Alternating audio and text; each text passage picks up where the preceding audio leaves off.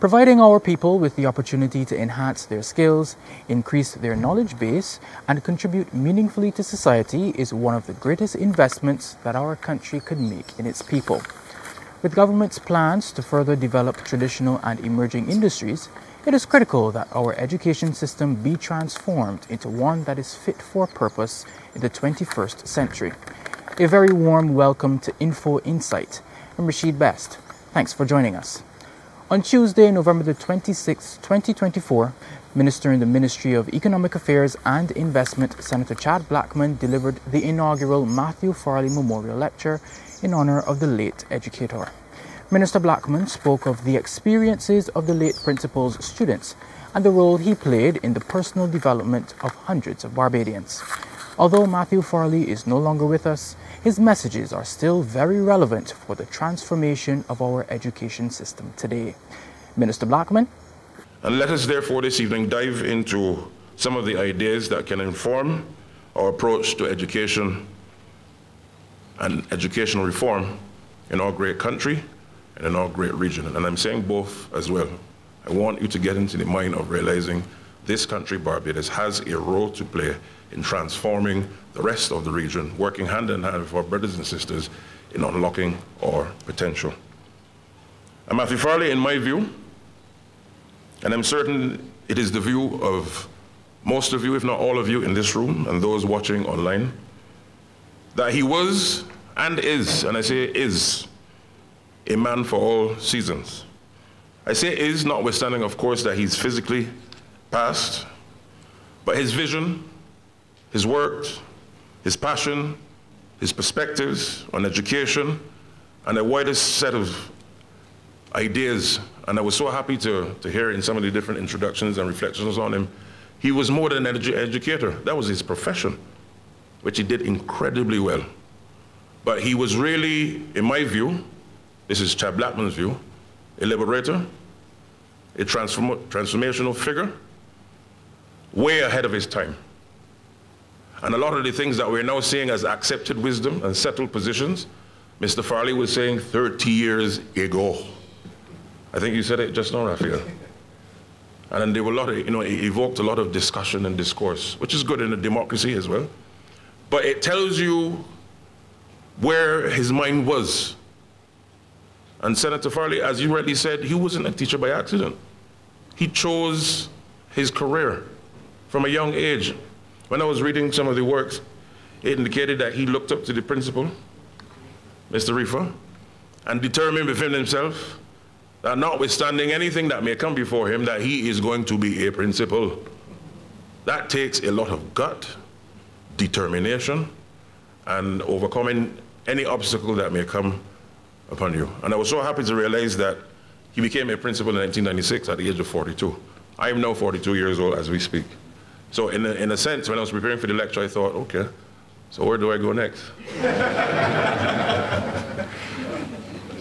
So I say that to say to you, when you look at his foundational beginnings, and I think when you look at the fact that he grew up in rural Barbados in Fairview, St. George, it provided the perfect platform for him to understand Barbadiana, understand the environment in which he was in, but equally look ahead and say, I want to go there. And that is also where I want to encourage people to go. Because why? Oftentimes we live in an environment, and when I read some of the works and also knowing of his family background, not every family in this country or this region come from a family of stability. That is a fact. So he was, of course, very blessed to have a safe ecosystem that allowed for him to weather any storm and to focus.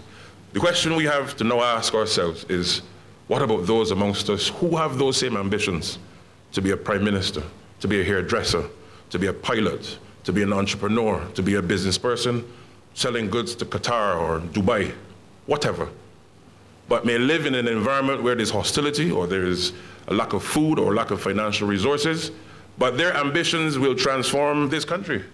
How does the educational system allow for them to now have that same level of foresight that Mr. Farley did, and I find it so difficult to call him Matthew. I just can't do it.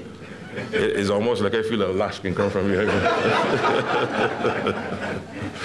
You know, how do we ensure that that ecosystem exists? Because why? And I'll touch on it particularly in the context of the common entrance exam, and we all know his views on the common entrance exam, and I share his views as well. And the government shares his views as well.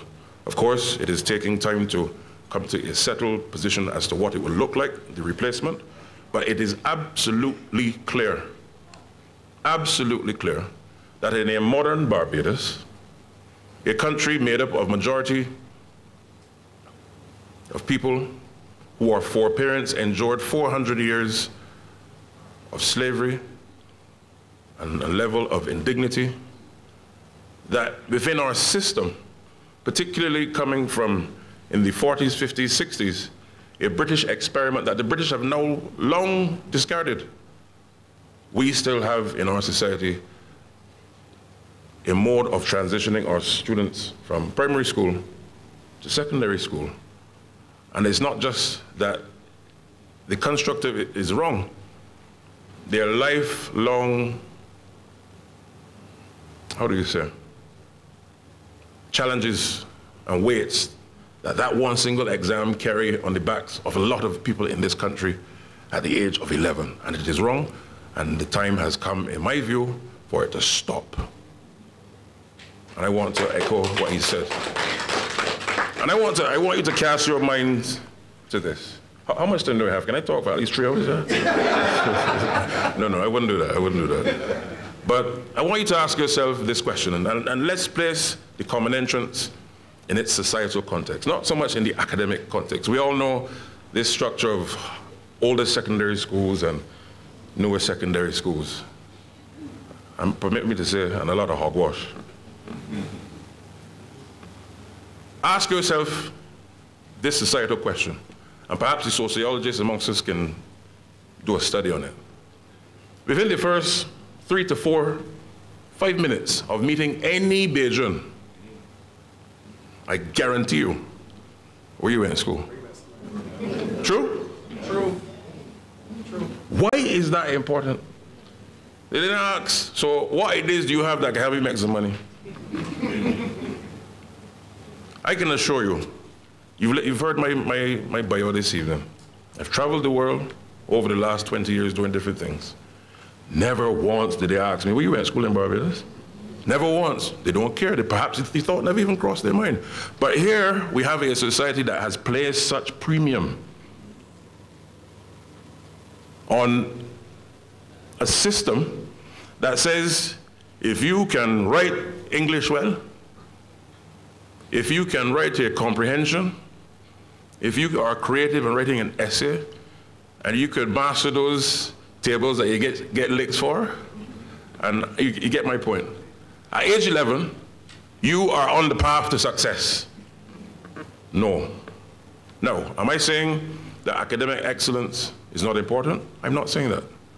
But as a republic, as an independent nation, we cannot have a system that only caters to a percentage of the ability that God has given you. At age 11? No way. Even sometimes at age 25, some people don't know what they want to do in life. But you are telling young people at age 11, and I'm sorry, I gone off script here, but I still on script because this is his view. You're telling young people at age 11 that they are successful. You go to these 6 schools, or 7, or whatever, how you determine. And the rest of you, well, it doesn't matter which school you go to, you know, you can learn go to every school. Listen, no. That is a rehearsed colonial behavior, and it has to stop. I'm very serious about it, and I'm happy to be part of a government that sees it fit to change it. Because why? There's still many people in our society walking with that baggage, and it should not be. Because why?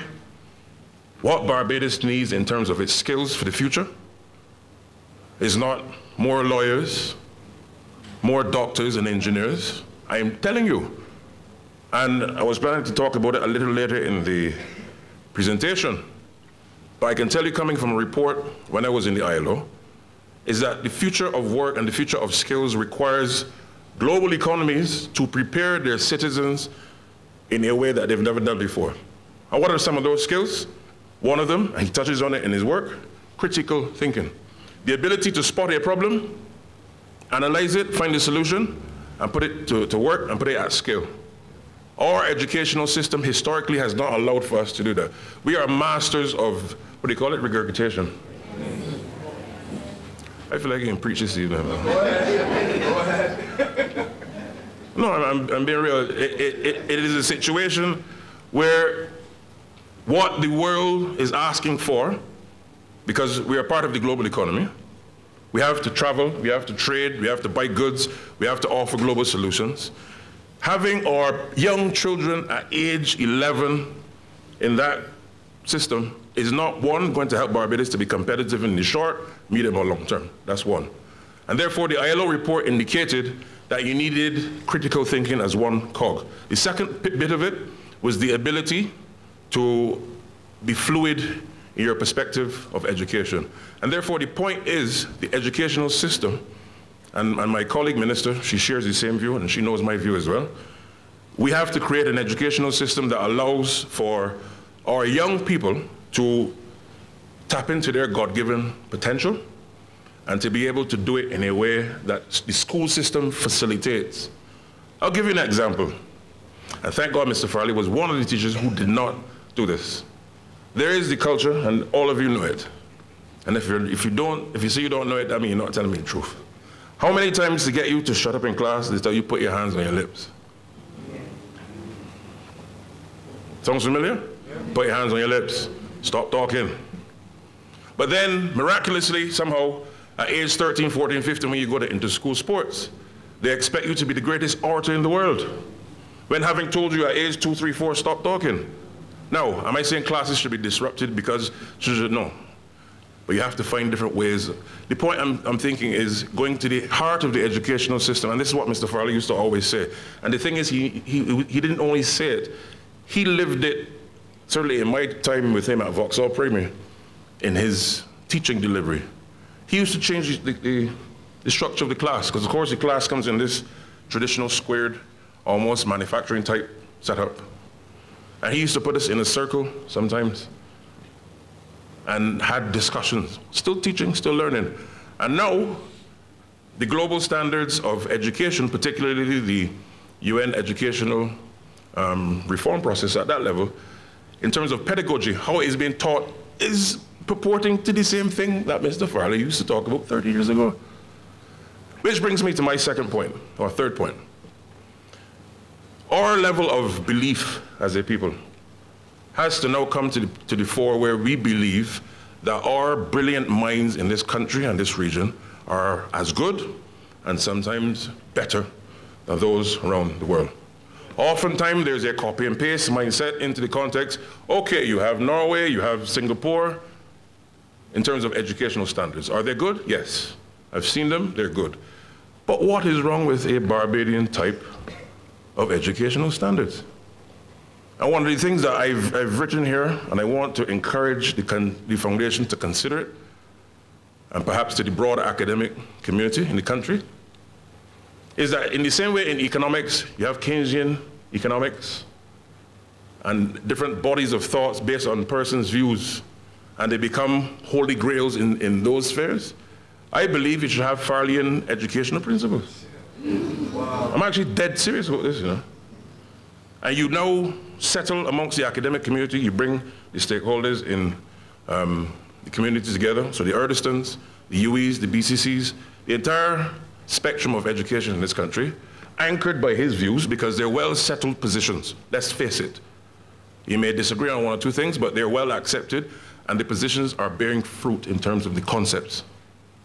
And rally around creating a body called Farleyan, however you want to brand it, but make sure Farleyan is in there. So that the world knows that Matthew D. Farley conceived in this little rock called Barbados the thoughts of where education, and it was almost as if he was born to do this. He had his mission assigned long before he even came. Now, I get goosebumps talking about it. But I'm saying that to you to say this. We have to believe in ourselves as a society. And I believe his work has to now be put on the global stage. And therefore, even the delivery of some of his work, you talk about him buying the books, but I would encourage the foundation and the family to also consider having a library, a virtual library, with some of his speeches, his works. You can do it with AI. You can even take some of his different audio clips, merge them into a program, and get those things read out, and you will hear his voice, so that you still don't lose him. And that is where you need to go. Because where? That's where the rest of the world has already been going. Now, the last point on that point. Once you can settle that, and the academic community buys into it, and I believe every teacher coming through Erdiston, or whatever teaching course there is in the country, should read that, and this is no plug for the book, so don't say that the minister come out here, and no. All right, let me declare my hand early. However, I believe that his work, let me couch it like that, should be a mandatory reading for all people studying to be teachers in this country. Because why? You will go and take up a book with a man that come or a woman that come from Hong Kong. You don't know where they come from, you could find Fairview. But you can go and take up something from, you don't even know the person, but you read it and quote it in such reverence. No, we have to do the same thing with Matthew Farley. Because why? As I said, he was more, and as we've heard, than an educator. He was a philosopher, and he was about social justice. Now, I've gotten so passionate that I'm only on page 2 of my lecture. And I'm not going to detain you tonight, but I want, as I said, a little quicker to go through a lot of the concepts. And to be honest, and this is to the foundation, you really needed a week retreat to unpack the man is Matthew Farley. You can't do it in a night. That's to contain a force. That's to contain a philosopher. You can't do that. I know, of course, he had time. But the point I'm making is I would encourage you to find different ways to help unearth some of his ideas. But a bit about his background, and you get to see, and I found it very fascinating because I can relate to it in so many ways. He grew up in the rural community, as I mentioned, in Fairview, St. George, with his siblings. With his mother having migrated to the UK, he grew up with his siblings in the early 1950s under the care of the stewardship of his grandparents. As described by his sister, Dr. Saul, Mr. Farley engaged in a number of community activities, including cricket. You've heard that he was also a lover of cricket, and it's very interesting that we're having this lecture in the building, well, first of all, in UE, University of West Indies, Cairville, which of course is our premier higher educational facility, but in the part of the campus that is called the 3 Ws, which, in my view, is a symbol of Barbadian excellence. Walker, Weeks, and Worrell. I don't think it's coincidence at all. Perhaps it's by design, I don't know, but it really tells you a story. He also engaged in the making of homemade scooters, flying kites. When last you saw somebody flying kites? As simple as that may seem, a lot of the Barbadian things that we've grown up knowing, we're losing. And we have to find a way to get them back. That's just my personal opinion. And I understood seeking to borrow his grandfather's donkey cart to ride over the nearby hills. And I wanted to ask Dr. Saul, what were you guys doing in the donkey cart going over the hill? Were you not afraid? I found that fascinating when I read it. As well as in every ordinary household, there were young men who had to undertake their weekly and daily chores, including, of course, cleaning up the house, tending to livestock, working in the kitchen garden, or navigating the cane of his beloved grandfather. It should be noted, however, that notwithstanding that there were duties and activities that the average young Barbadian were doing at the time, there was nothing average about Matthew Farley's life. Nothing. So yes, he grew up in ordinary circumstances. He grew up in rural Barbados in St. George. And he was like everybody else, but he was not like everybody else. And that, in my view, captures the essence of who he was, as I said, who he is. And when you listen to some of his utterances on television and radio, he was always anchored by a humility. Firm, fearless, relentless, and stood his ground.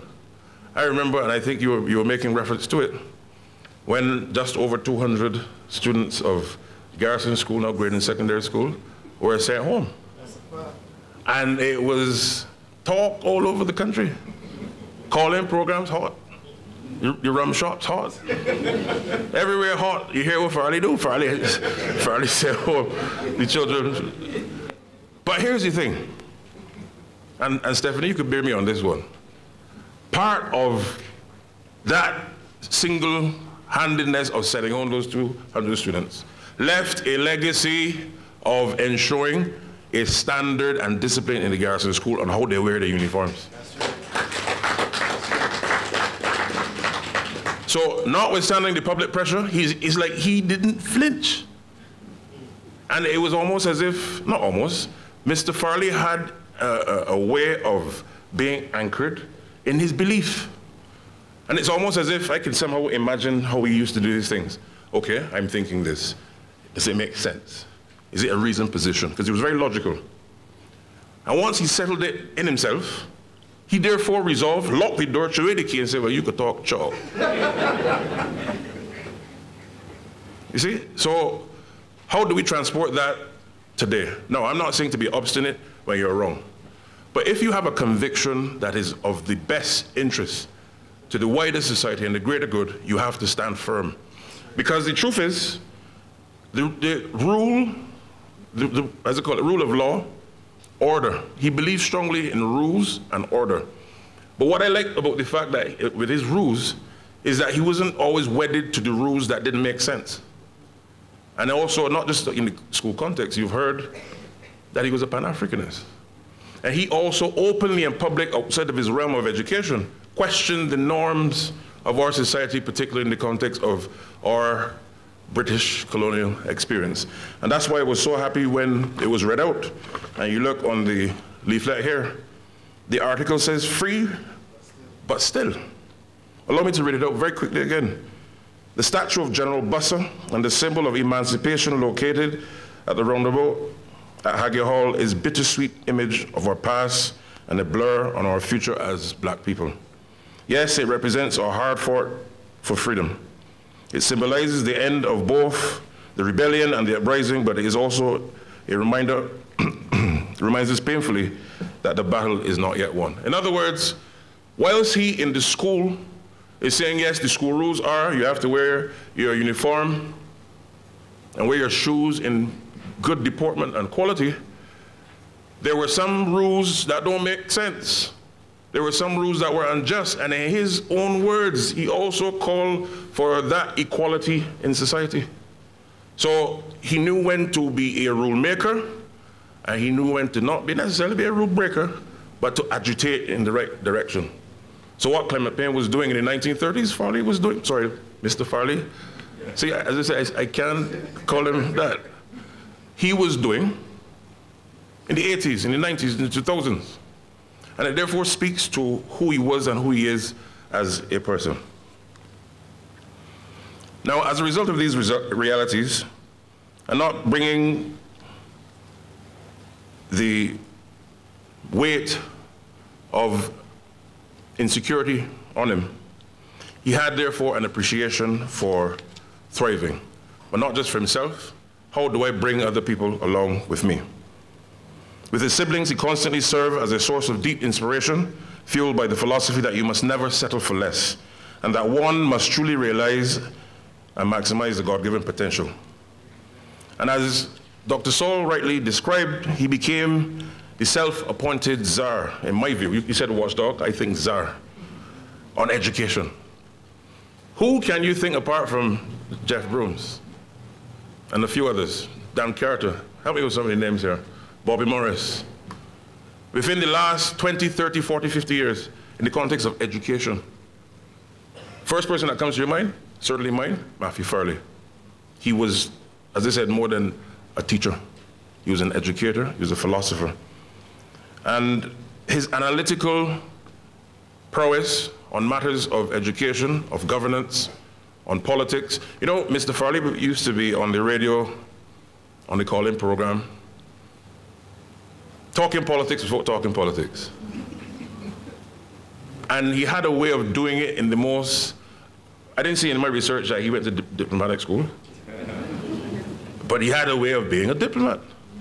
And he would encourage you to, as they say, go to hell and make you look forward to the journey.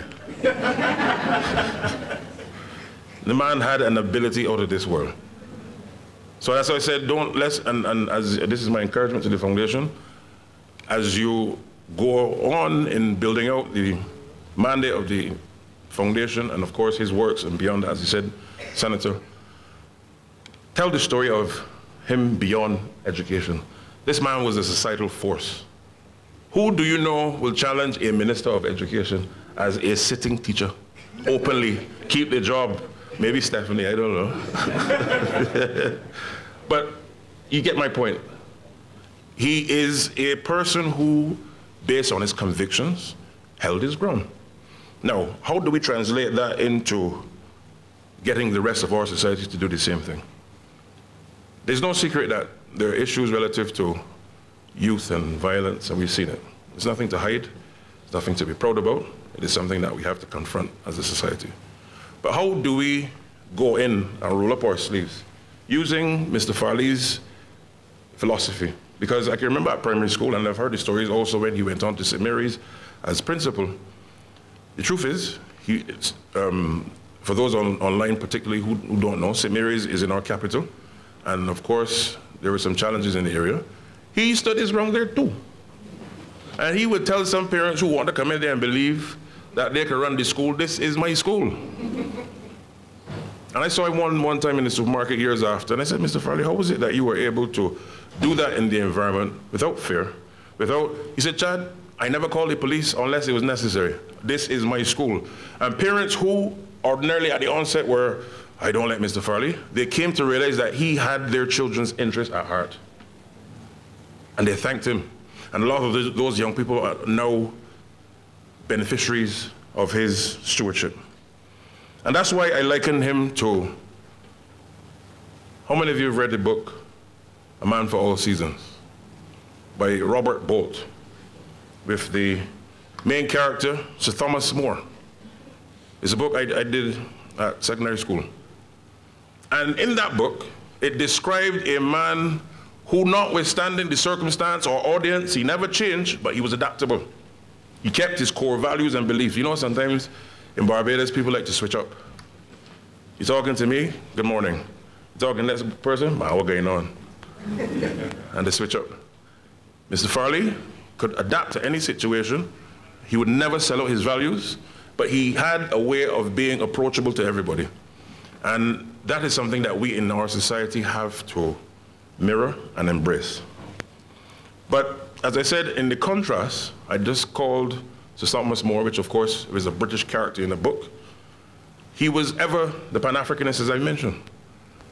He wore African wear with pride. And I don't know if perhaps it was a seed he planted at the back of my head in the 90s, but I took a decision when I was ambassador in Geneva. So of course I left here wearing suit and tie. To those wearing suit and tie, no problem. But I took a conscious decision, why am I wearing a suit and tie when my four parents and people where I'm from have professional, not casual, professional wear that looks very good, is very cool. So, yeah, you know what to do. Your brother got the memo. Why am I doing that? And saying that, you know, holding the view that this is the standard of what professional wear is. No, I'm bringing that home here as well. And I'm not causing any problems, but I'm speaking my mind. Now I'm speaking as Chad Blackman. I'm not speaking as a minister. This is not a government speech, this part, no. This is a Chad. I do not believe, yes, and of course, and I agree with Mr. Farley in terms of deportment. I agree, because it sets you on the right train. If you are going into the military, every morning you have to make up your bed. And the exercise is not about making up the bed. It is about helping you to know that you have to keep things in order and you set the rest of your day in motion.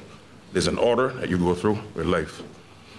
But the one little thing that I depart from with Mr. Farley, the one little thing, is that I believe, of course, professional deportment, but why should, I can say it, why should we have our educators who live in the tropics, in a hot climate, in facilities that are not often air-conditioned, having to wear a jacket, and you're sweating, and in Europe, which is the irony, in summer, just before school breaks, those teachers are dressed very casually. Not unprofessional, but you see my point. Sometimes the 400-year bad experience that has left us a little traumatized causes us to hold on to the trauma more than the liberation. Everybody with me? Okay. You sure I got a little more time to speak? Now, one of the things that I want to touch on very quickly, because I know time is going, is where do we see education going? Going back to the initial question that I asked at the onset. We've settled on the position tonight, particularly if I listen to the utterances around the room, that there's need for reform, and there, of course, there's ongoing reform. That's settled. But what does it look like? In whose image is it going to reflect? How do we ensure that as we have Republican Day number 3, Independence Day number 58, that we create a new level of education that breaks inequality for our people, that helps people to unearth their God-given potential and their talent. And what's remarkable, I was in Dubai about 5 weeks ago, and they had ministers from around the world for a couple of days looking at how the United Arab Emirates as a country has been able to successfully carve out the wealth it has, the prosperity it has. But you know what was amazing is that the Minister of Education said to all of us that I think every quarter, the Ministry of Education has a meeting with the Ministry of Economy and the Ministry of Labor to set the education curriculum, and they review it. So when you see Dubai on social media and all the nice stuff and the big things and the prosperity and all that, it is a strategy underscored by education. They match their curriculum to what they want the country to look like now, midterm, long term. It is not happenstance, it's not by coincidence, it is by design. And that blew my mind. And what's interesting is that Barbados is a country that was born in 1966. You know when UAE was born? 1971. After us. No, fine, they have oil, I get it. But the question is, what did they do with the idea? So we have to now align, and it is a philosophy that I believe that we should do. And I want to say this publicly now on record as a minister, that I would encourage it between my ministry, Economic Affairs and Investment, Ministry of Education, Ministry of Labor, looking at where do we want our people to go? Where's the global landscape? What are the opportunities and what are the threats? How do we ensure that a small boy or girl in X neighborhood can contribute to where we need to go long term, all right? And therefore, the education system now has to be a conduit for that over time. Now, education reform is not a static thing. And I want to reflect on Mr. Farley's work, and I heard it in some of the quotes just now. Oftentimes in our country, and I grew up hearing it, Barbados was, had a 99% literacy rate. And in the book, he said that it was now a settled view, this is his words, pretty much, I'm paraphrasing, that it is no longer 99 or so, but perhaps in the 80s. And he went on further, You know what he said? Is that we have sometimes come as a society to reach a successful point in a particular endeavor. We slack off the gas, we become complacent, other persons surpass us. Because why? We've took our eyes off the prize and our foot off the gas. We must, one, continue to endeavor in success. We must find a benchmark, whatever that benchmark is. And it mustn't only be external benchmarks, create our own benchmarks based on our own realities. But whatever the benchmark is, pursue it, achieve it, but don't settle there. Going back to Dubai, flip into business for a bit. And I said this a couple weeks ago in a different place. They have determined for Dubai to be even more competitive as a jurisdiction, as a country, and to attract people to do business there. The time for doing business and setting up your company can't be, and they've long passed that anyway, it can't be 2 days, 2 weeks, anything. You have Senegal right now, you can open a company in 4 hours. 4 hours, online. Dubai, 6 minutes. 6 minutes. A bit of traditional technology, artificial intelligence. It all comes to your phone, verified, everything, okay? But here's the thing. You would think they reach 6 minutes, so they're good. You know what they said? Next year, 2025, they want to now go to 4.5 minutes. And they're now working to see how to get it done. Now, back to education. When we come to the standard that we've settled on, whatever it looks like, in whatever sphere, curriculum, classroom setup, you name it, we must not, when we reach there, stop there. Ask yourself, how do I continue to change this and make it relevant to the reality? We have to confront climate change, the climate crisis. So it will force us to think in new ways about doing things. How do we ensure that as we build our facilities, they're more resilient in a way that can be cool for teachers and students and everybody else to coexist, but equally preserve the facility long after a natural disaster, God forbid, has happened. We must not get into the business of complacency, and Mr. Farley made it absolutely clear that we suffered from it when we got complacent with the whole view that we've arrived in terms of our educational system. And long may that idea live. We must not see success as a destination, but a journey, a long-term journey. And if you look at our Chinese brothers and sisters, who we have very good relations with as a jurisdiction, they have been in the business for millennia of each generation understanding the task of the long-term goal. And each generation doing what they have to do, because it's not about my generation, it's just about the continuum of the Chinese society and civilization. That is how we must start to think. And can I see all the teachers in the room? Okay. You hear this all the time. And I know there's some other issues, of course, that go with these things.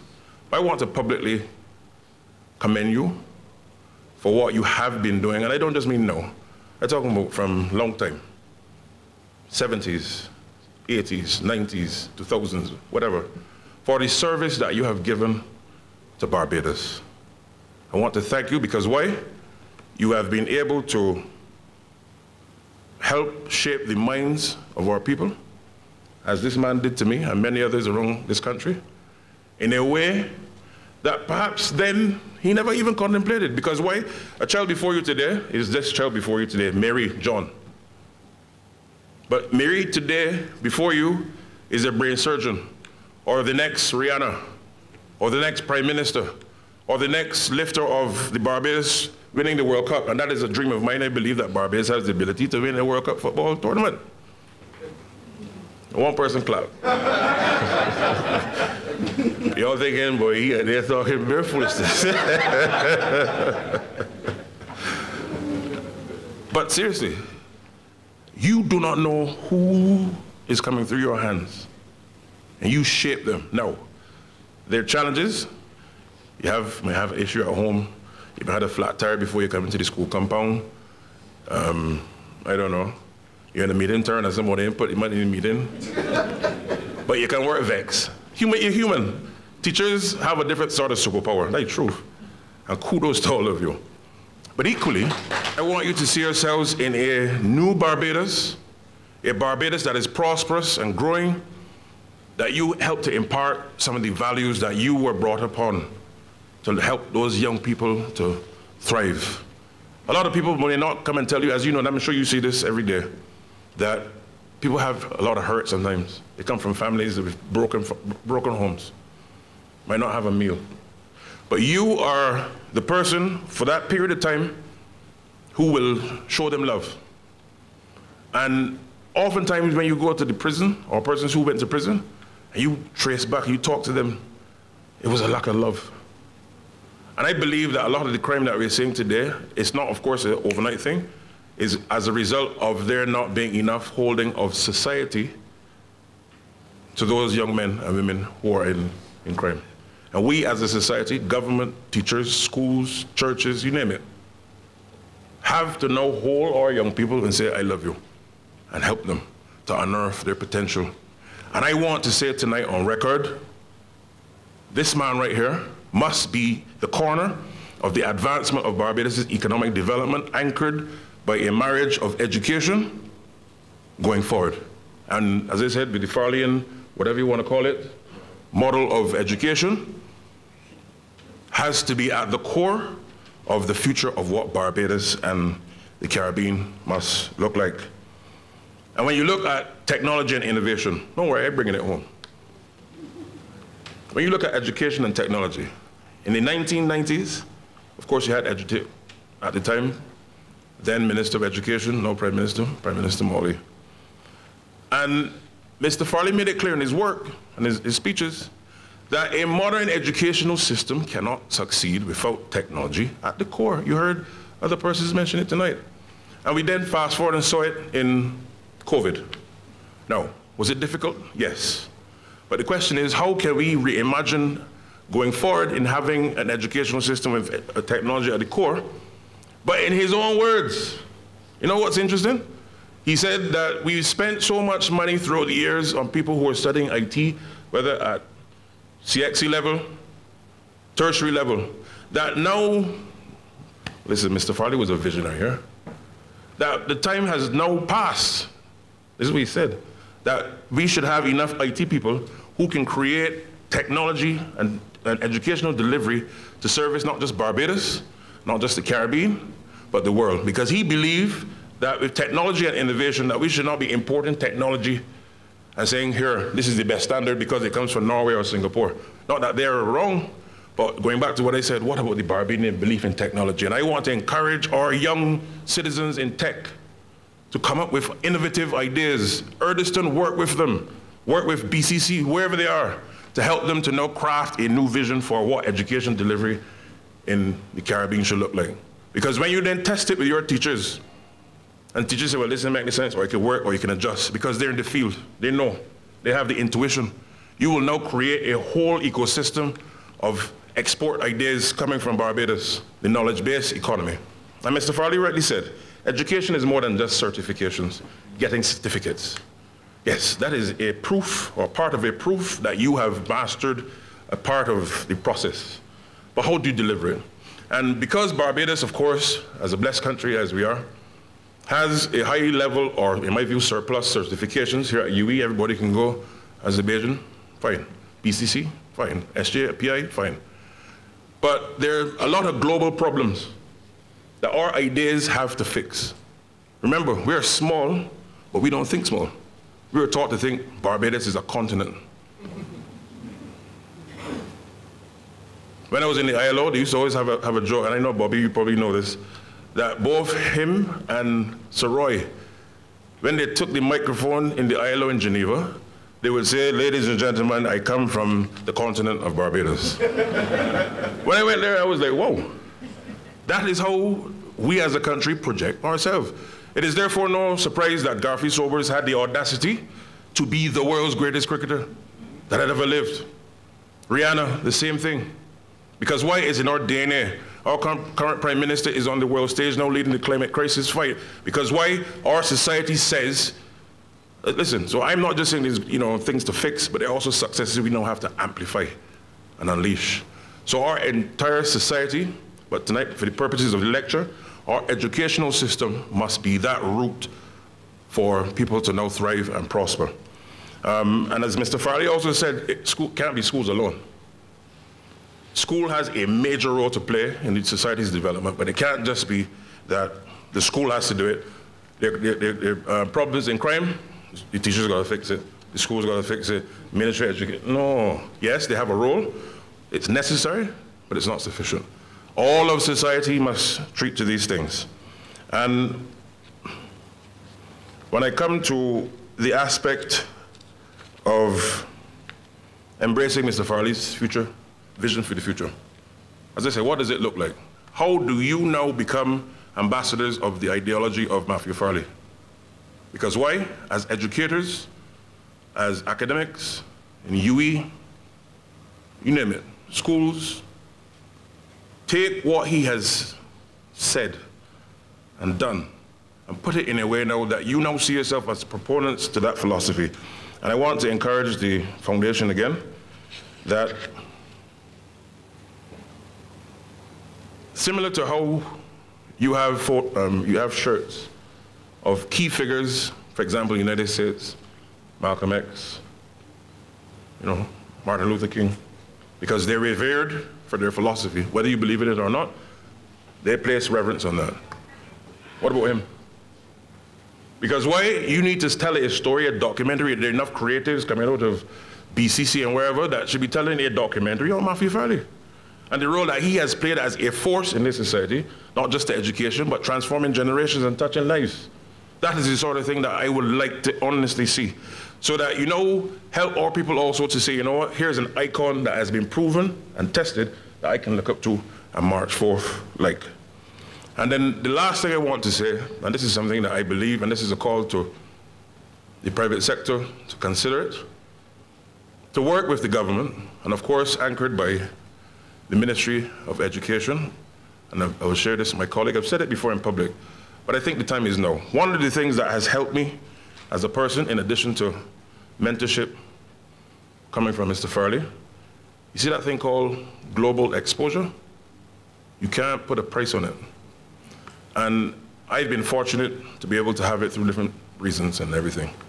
But I think the time has come where if Barbados is to now move to the next level, that every young person in this country, particularly between the ages of 15 and 17, you work out the age range, that for a period of 2 to 3 months, they should travel to different metropoles of the world.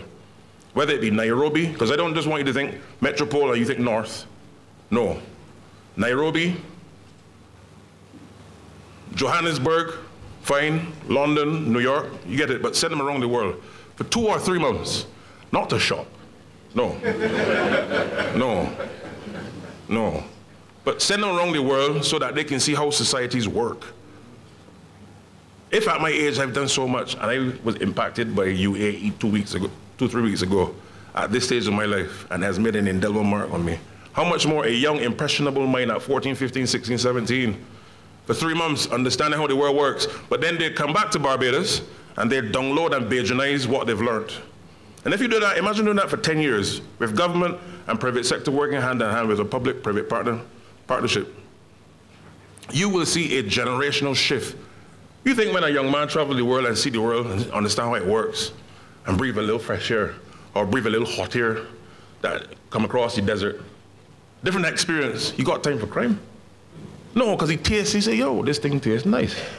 Because why you took them out of the reality. And that's where we have to go. And I believe that it should be anchored as an educational project with different parts of society working on that.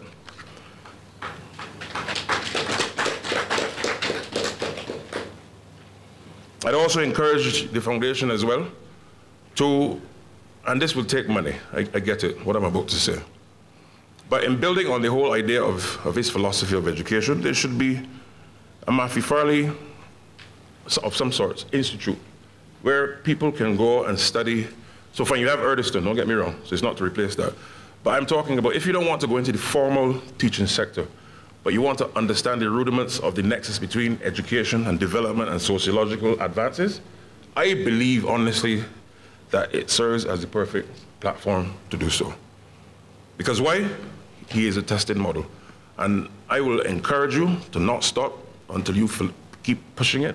The Matthew Farley model, the Matthew Farley model of education. Keep pushing it, keep pushing it.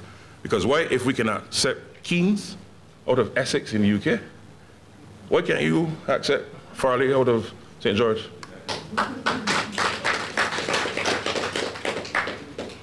So, ladies and gentlemen, I will end on this. We have to believe in who we are. We've had a history that has not been always pleasant, 400 years. Next year, unfortunately, is 400 years that, the whole colonization process. So it's nothing to celebrate, but next year we have to be mindful and keep it here as a reminder of where we've come from and where we go. And of course, the government intends to mark the occasion with different activities to help us to rethinking a number of things. But I also want you to use that occasion and this occasion tonight to ask yourselves, as I said, where are we taking education? What is the purpose of education? What is the purpose of school and sending your kids to school and being a teacher and being a principal? And how do we ensure that when we understand that we take it to transform the nation in a way that we have never imagined before? Because why? I can guarantee you, other countries have done it. If they can do it, and Bajans are creative. Let one little thing happen in the country, and within 2 minutes, I don't know how to get it done. You see all these different memes. That make a lot of sense. And I'm like, okay. So somebody had this meme. No, it's the ingenuity, it's the creativity. We have it within us, but the education system hitherto has not allowed us to be free and flexible. So we have to unearth all of that. Ask ourselves, okay, where are we going in the next 40 years? And how does this match that? And let education be fun. Let education be exciting. I want to see when people say, you know what, oh, listen, man. When you look at people getting called out at the bar every year, I see it on my social media feeds. Everybody posts with their robe and their little thing, huh? I want to see the teachers got that same excitement, because why? You make this society. And the teaching profession is the cornerstone, this is Chad Blackman's view, of the society. And I want you to own it, because why? You must now see yourself as the cog in a larger part of a transformation of change in this society going forward. Now, are there issues to address in the sector, in the teaching profession in particular? Yes, there's no doubt. But start with yourself. Because why? I truly believe that once we get these things right, once we get the curriculum right, the teaching right, the environment right, teaching, education, backed by creativity and imagination, this country will be arguably the most powerful, smallest nation on earth. And this man right here, we must always ensure that we keep his philosophy, his ideologies, his perspectives, his wit, his resilience, his unflinching will and commitment at the core of who we are as a society. And we must never rest and believe we've arrived, and we must constantly ask ourselves, what would Marty Farley do? I thank you very much. Minister Blackman emphasizing the importance of using the intellect of our people to transform systems locally, regionally, and internationally. We remain hopeful that the education transformation agenda will be implemented successfully to the benefit of all. I'm Rashid Best. This has been Info Insight. Thanks for joining us.